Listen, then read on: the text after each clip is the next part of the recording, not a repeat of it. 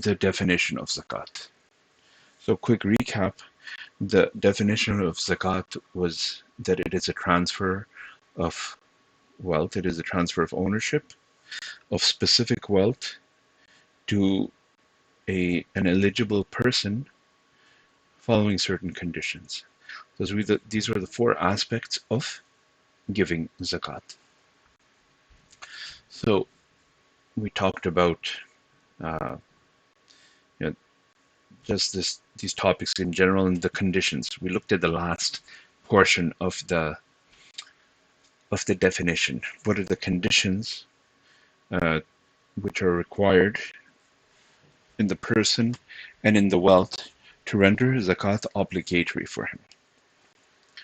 That's the first thing that we looked at. Now today, inshallah, we will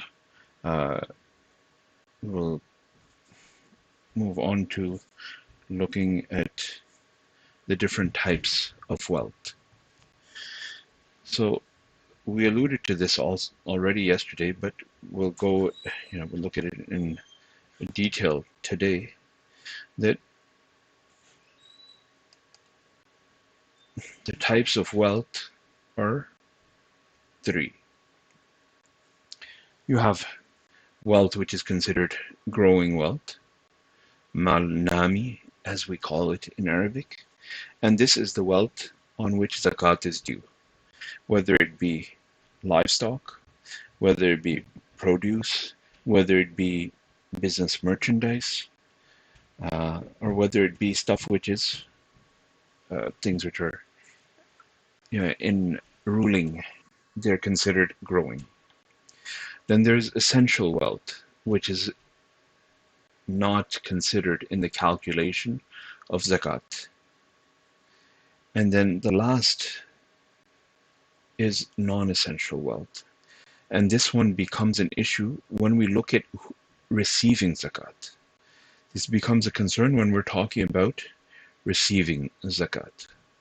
This is not in play. This does not come in play when we're talking about giving zakat, but it comes into play when we talk about receiving zakat. Yesterday, one of the brothers in our group, he remembered that there was a particular individual who was in a relatively bad situation a couple of years back. So he was asking me if this person is still eligible to receive zakat. And receiving zakat is a bit more of a complicated issue. There's homework that needs to be done behind it to establish whether someone is really eligible to receive zakat.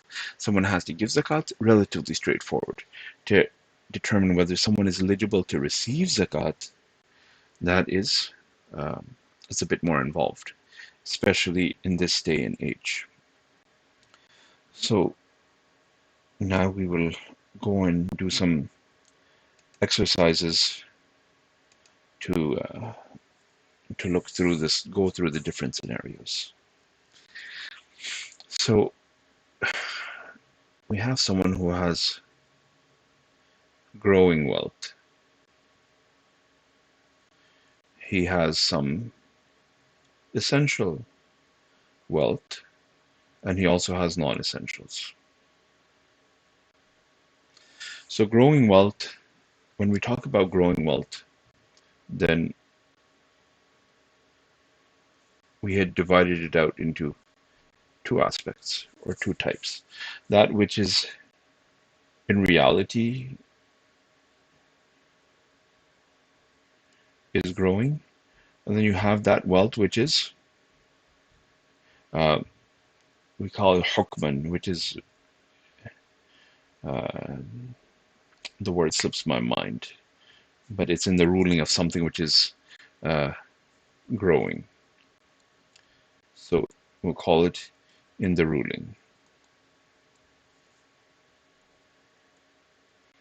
In the ruling of. So in reality, we have livestock. We have business merchandise.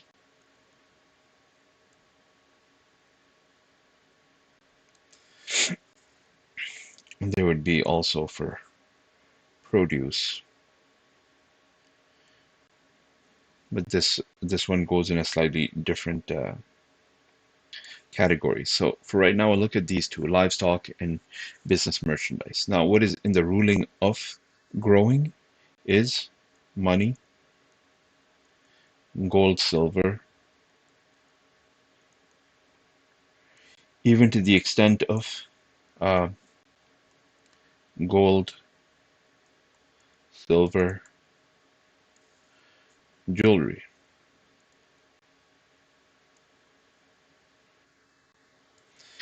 These are in the ruling of growing wealth. And if you've been keeping an eye on the gold price, I have to keep an eye on the gold price to see what is the value of zakat, what is the value of nisab. So it's been going up pretty high.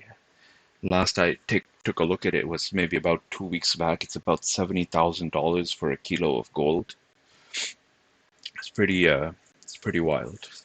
So this is your growing wealth, and this is the type of wealth on which we have zakat. So this is zakatable. Now you'll have your essentials.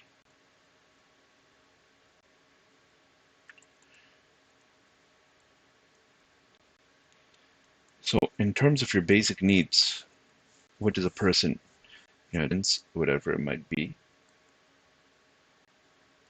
Residence is probably a better term because people have many houses.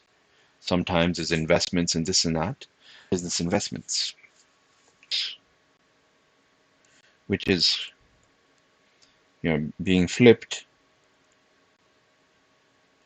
It's under the ruling of growing wealth. Is considered as a one of the tools for your income, for your earning.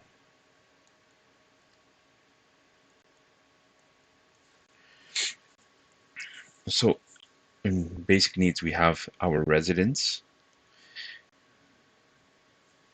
or your house, so to speak, and then there will be whatever a person needs in terms of his food and his clothing, his transport or conveyance. So these are the traditional ones which have always been mentioned and which have been recognized without any shape of discussion on them, because these are the basic needs that Sharia has considered as basic needs. In this day and age, I would slap on a couple. I would throw in your communication needs.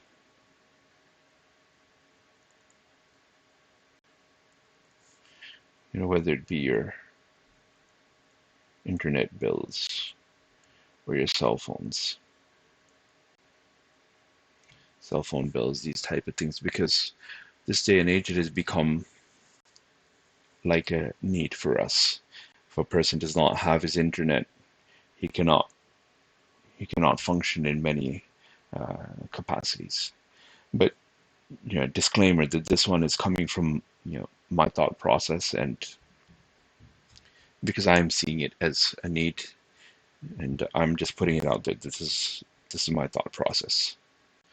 And generally, this might also fall under what a person has as his what do you call it? As the amounts owing when we're looking at zakat, when we're calculating nisab, that we see how much is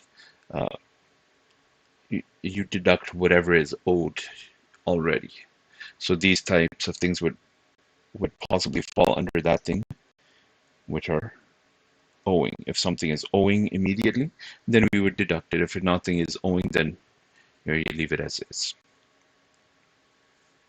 So these are our essential needs, and what Sharia has always considered as essential: a person's residence, a person's fooding, a person's clothing, a person's transport. Now we get to non-essentials.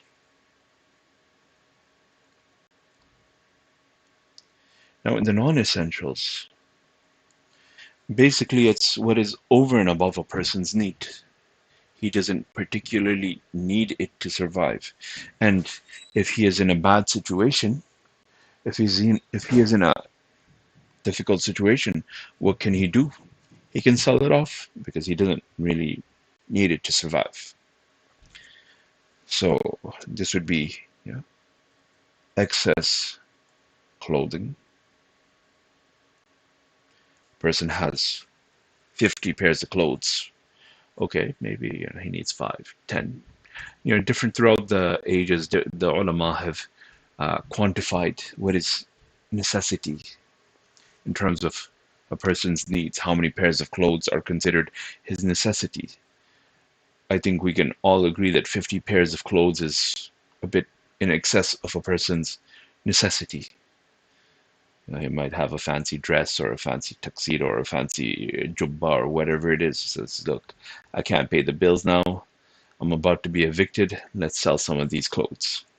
What is over and above his needs? These are his excess clothing. So we'll call them non-essentials or luxury items. Because say that a person, he has one car. He goes back and forth. He drives it around. He does whatever he needs in his one car. I remember I saw one YouTube video that there was a guy who used his Audi R8 as his basic car, that he goes and he does everything in it. He lugs around his, he transports his daughter in it. He does the groceries in it. It's his basic, it's a simple, that is his daily use car. He doesn't have a second car. That is it. So when the car died, then he was left without a car. It's not like he had his summer car and his winter car. That was his car. So the first car is his necessity. The next cars are his luxury items. They're non-essentials. That, if you've got a summer car and a winter car, then chances are you can also sell off your summer car. So these are non-essential items. These will be a hindrance. They will be an obstacle in this person receiving zakat, because they are just that. They're luxuries. He can sell it to, he doesn't really need it. His day-to-day car is his need, and Sharia would not, put him in this difficulty that demanding that he sell his day-to-day car. Sharia would not do that. But Deen does recognize that, hey, this zakat is not, it's not overflowing from everywhere. So give it to those who are in the greatest need. And the people who are in the greatest need are the people who can't even pay their own bills. They have nothing else to pay their bills. So we would say a person's second car, or second car plus whatever it might be. I loosely put communication. I'll throw in his computer here. So a person has a need for a computer, internet, cell phone, computer. Of course, he's going to connect something to the internet. He's probably going to connect his computer of some sort. Now, if a person has a second, third PC, laptop, etc., whatever it might be, the first one is, okay, I'll give it to you that, okay, it's his need. He needs it.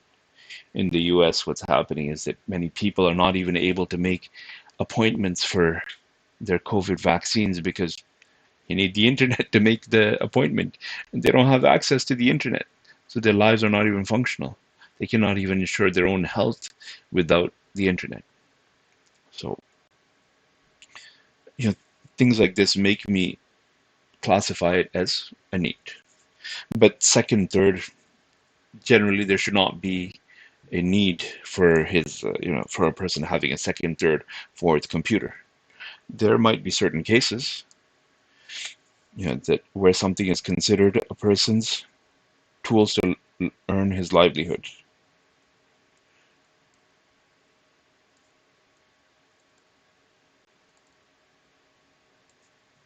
So, for example, a person has one computer that he uses for his Windows-based things. He has a separate computer which he needs to be running, you know, simulations on Linux, and he cannot be doing it in a virtualized environment because it's just not going to give him the performance that he needs, whatever the case is.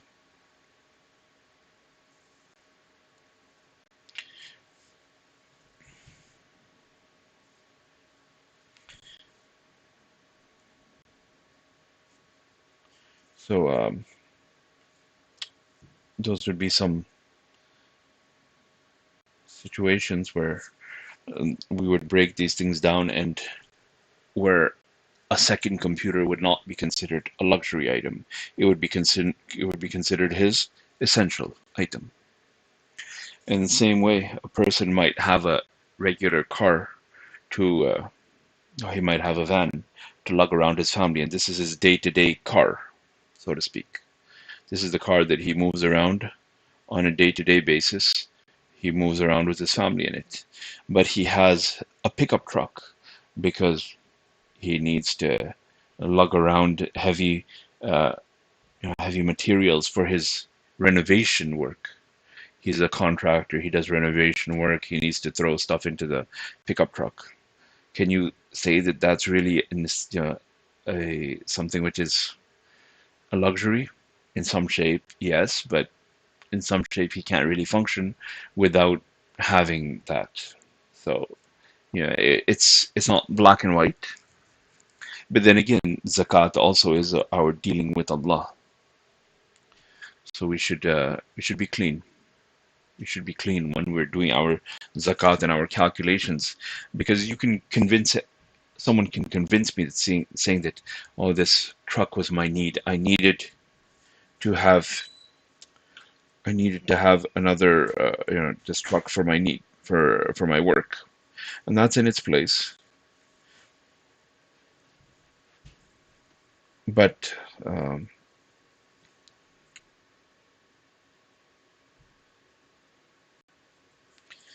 okay, sorry.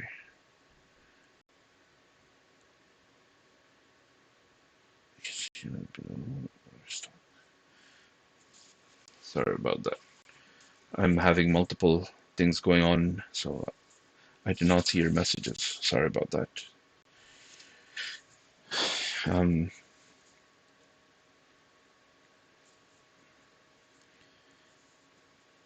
okay, so yeah, we're talking about different types of whether a thing gets classified as a luxury item or whether it gets classified as a person's tools for his livelihood.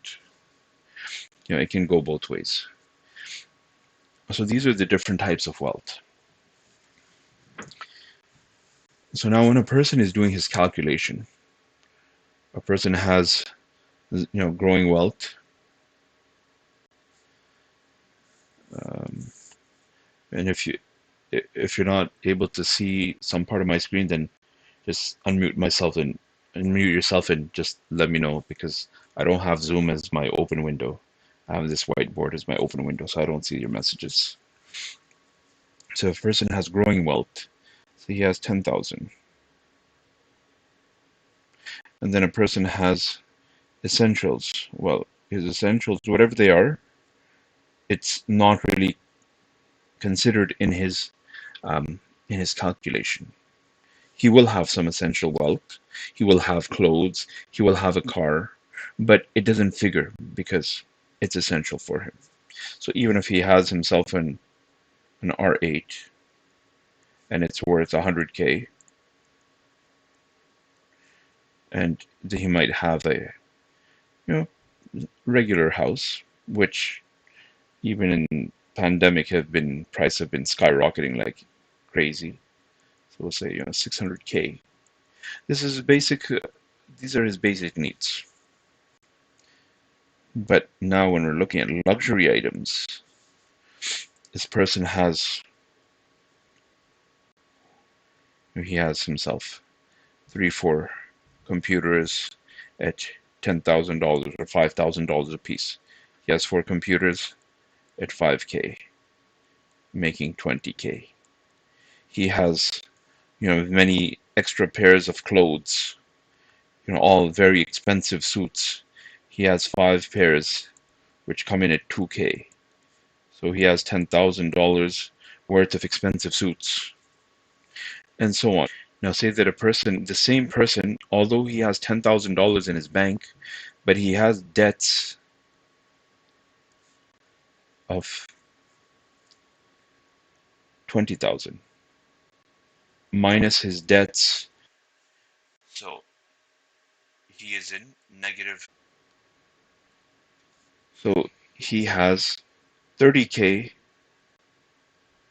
of non. So what that means is that if he actually he could sell off a couple of them, that would kick in. It would help this person to save himself from that difficulty, to take him out of that difficulty.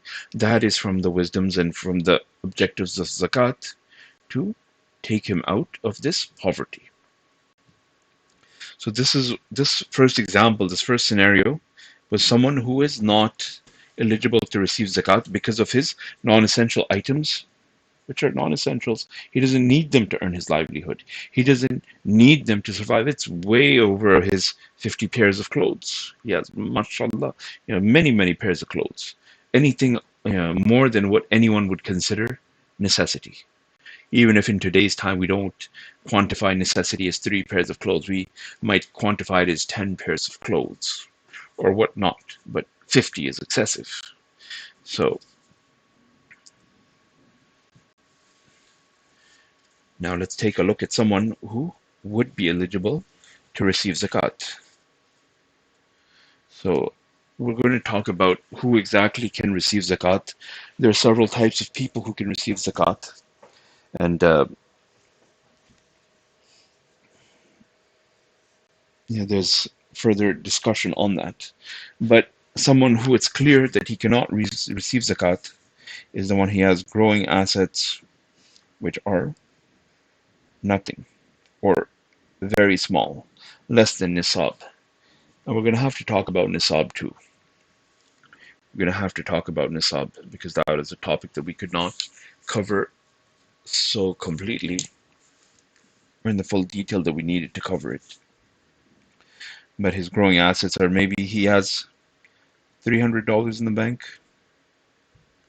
So $300 is not much. And um,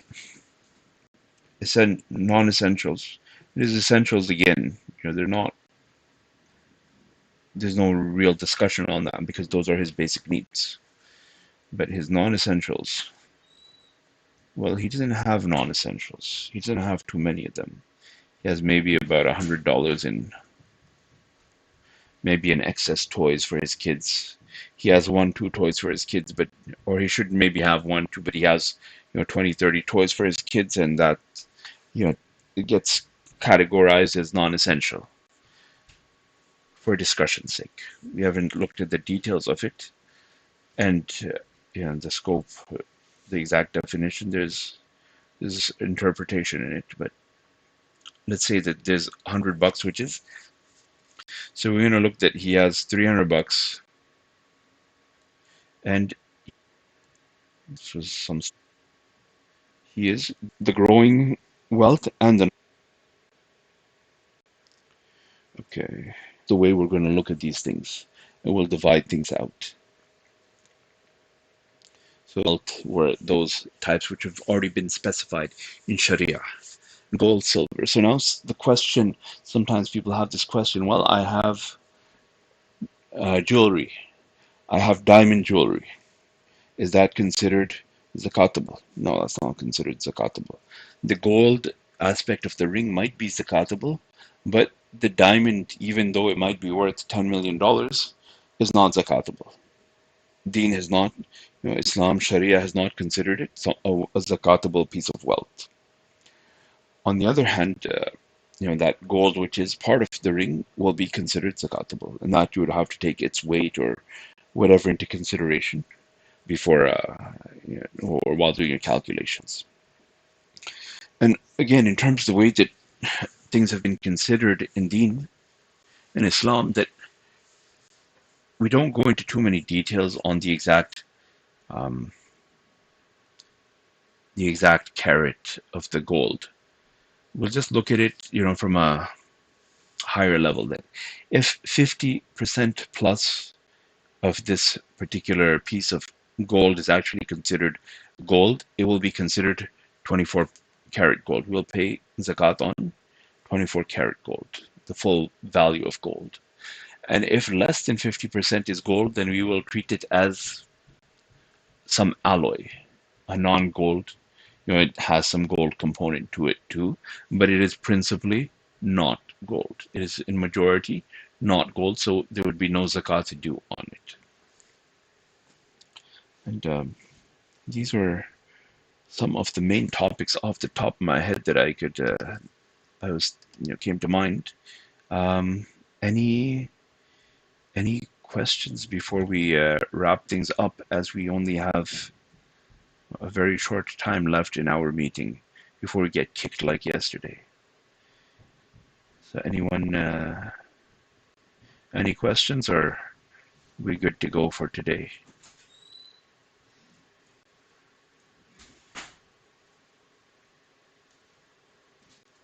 Either everyone is understanding perfectly, or either I'm just confusing everybody. Or can be one of the two options. The zakat is given on the value of stocks. So now you're getting into troubling things. There have been different ways that stocks have been looked at. Stocks are, they're kind of an ambiguous type of thing in terms of their reality. What are stocks? Stocks, back in the day, a stock was a person's share in a business. A person's share in a business. So say that, the business is worth $1 million, and our Hazrat Sheikh Tayyib Chacha had 10% stock in this company, 10% of the stocks of this company. Then Islam has not considered that there is this concept of a legal person in in businesses and so on. So you incorporate a business. So now we have a business, ABC Incorporated, and 10% is owned by Tayyib Chacha and 90% is owned by me. And the business is valued at $1 million. So it is considered that he owns 100,000 and I own 900,000. This is how Sharia looks at it. I am possessor of $900,000 worth of the company, and he is in possession of 100,000. That's his share. That's my share. That's how Sharia looks at it. In the business world today, limited liability corporation is separate. I can sue the LLC, which I can sue this corporation, which I have set up, and it can sue me. But Deen has not considered it like that. So if this is the understanding we go with, then this is, we go into two takes on it. One take is that you own the building, you own whatever assets of this thing. So whatever assets the company needs to operate, those would not be zakatable, because these are the things that you need to run your business, to earn your livelihood. So they would not be zakatable. But the monies in this corporation would be zakatable. So if you can highlight what kind of monies that those are. So there's one Sheikh, Mufti Faraz Adam. He throws out some proxy figures that if it's a bank type business, then okay, assuming it's a halal bank, you shouldn't get into this haram stuff. But say that it's a halal bank that has 100% cash things, then you would give 100% of your ownership. If it's just 50%, 50% is for the the machinery and 50% is the cash, then you would give on 50%. We're about to cut, so inshallah we can catch up later. We can discuss this tomorrow, inshallah. But Jazakallah for coming by, and Allah give us tawfiq to act upon what we have heard.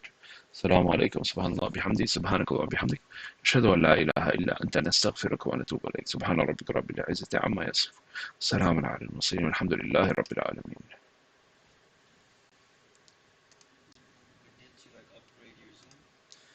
And that's the EPI zone.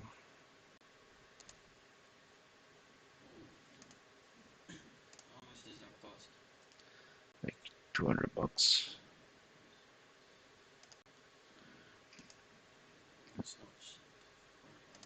I mean, we have it, so it is what it is. But